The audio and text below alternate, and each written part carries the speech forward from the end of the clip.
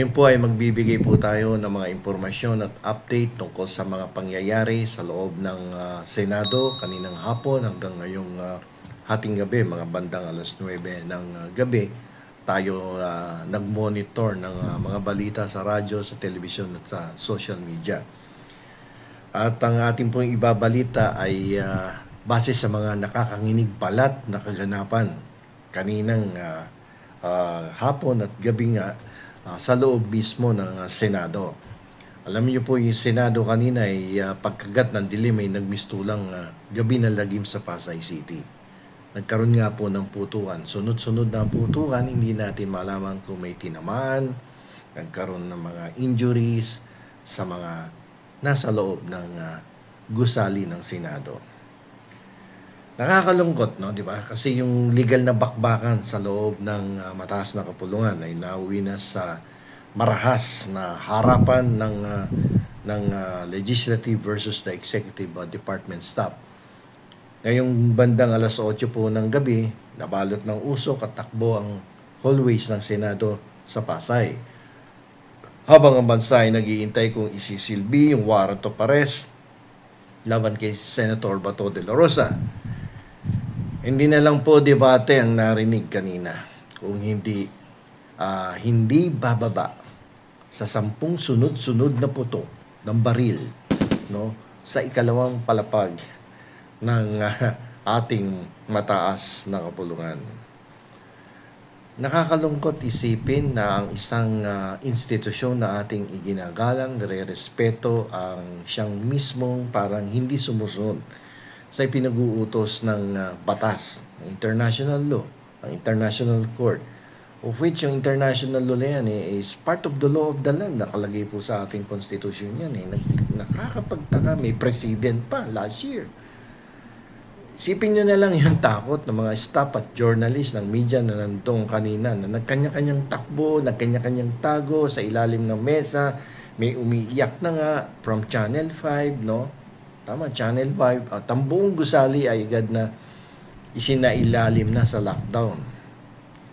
May mga naririnig pang mga tunog ng mga drill sa mga pinto sa bandang GSIS parking lot. Kasi yung isa palang haligi dyan sa Senate ay nakadikit sa GSIS, no? Ito yung kinakatakutan nating lahat. Ang pagguho ng kaayusan sa loob mismo ng institusyon na gumagawa ng ating mga batas. Mga mambabatas na mukhang hindi sumusunod sa ipinag-uutos ng ating saligang batas. Nakakalungkot, nakaka-frustrate, no? Ng ating mga mambabatas na inaasahan na siyang unang-unang gagalang sa saligang batas ay mukhang binabaliwala mga pinag-uutos ng ating batas. At sa parte naman ng Executive Department, lalong-lalo na sa DILG, no, at sa National Bureau of Investigation, parang may kakulangan sa kanilang mga ikinikilos. Parang nagiging misteryoso yung kwento kasi pagdating sa kanila.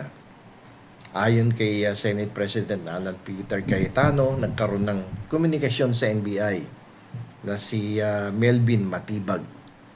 At ang sabi, pinapaatras na raw ng mga ahente ang mga ahente ng NBI at wala na silang tauhan sa loob ng Senado. Sino yung sinasabing allegedly NBI agent na nagpaputok? Allegedly it was an NBI, pero sabi nagpretend lang na NBI.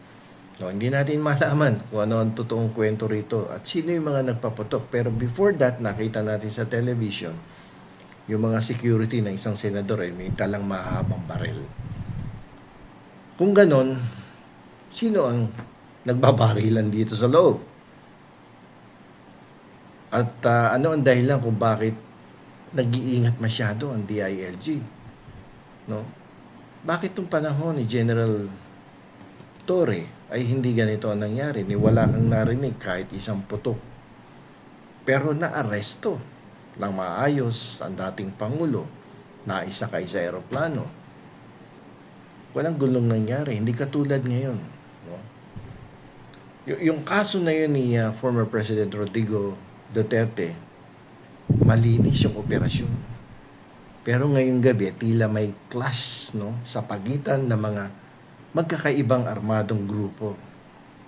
Ang DILG ay tila distancing muna dahil ayaw nilang mapagbintangan na sila ang nagpasimula ng gulo sa isang co-equal branch of the government. Pero marami na pong pumipintas, pumupuna, no, at nagagalit sa kasalukuyang DILG chief sapagkat mismong si Sonny Trillanes, according to the news, ay nagsabi nga hindi niya maintindihan ng ating DILG chief kung sino ba talaga kakampi nito at wala pang naipakukulong na mga hinahanap ng batas.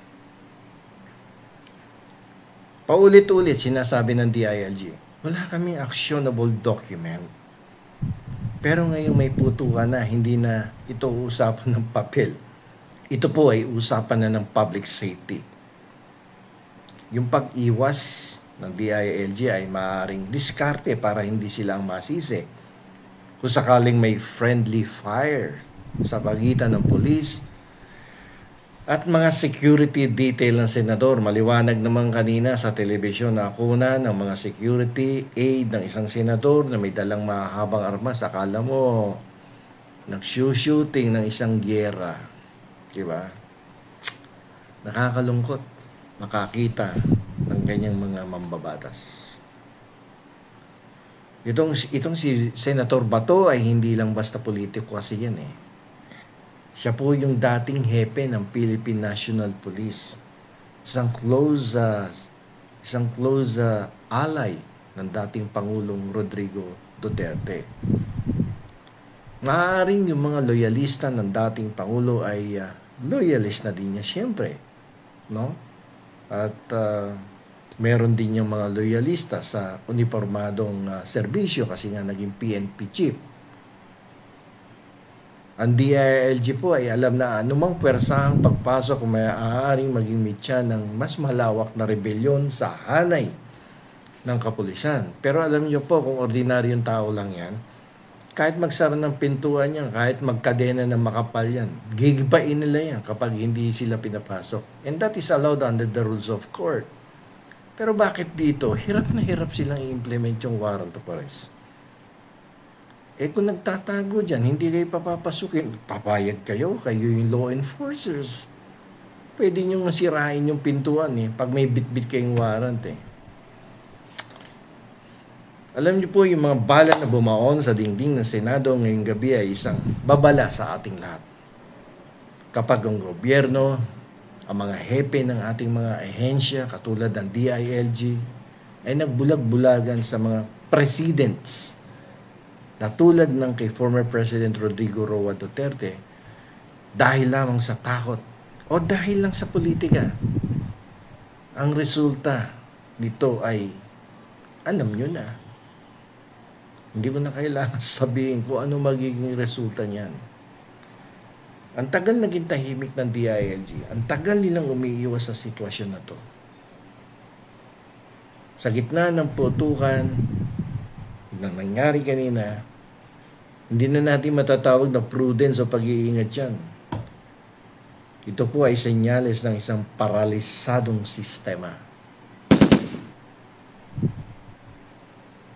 Hindi na po ito tungkol kay Bato o sa International Criminal Court. Ito po ay tungkol na sa katotohanan na kapag ang mga pinuno natin ay hindi kayang magpasya ng may paninindigan, wag naman sana mangyari, no? Na yung mga baril ang siyang magsasalita para sa kanila. Pero wag nating isipin yun. Pero minsan, dumadating sa puntong ganyan base sa mga nakaraang kasaysayan ng ating bansa.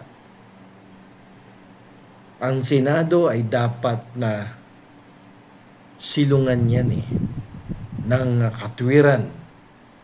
Hindi po yan arena ng karahasan. Yung bawat putok kanina ng baril na narinig natin, no, sa pamamagitan ng mga news report ng mga telebisyon ngayong gabi, isang piraso ng ating demokrasya ang namamatay. Hanggang ang batas ay ginagamit lamang kapag ito ay convenient at iniiwasan kapag ito ay dangerous. Mananatili tayong bihag ng mga taong may baril sa halip na maging malaya sa ilalim ng batas.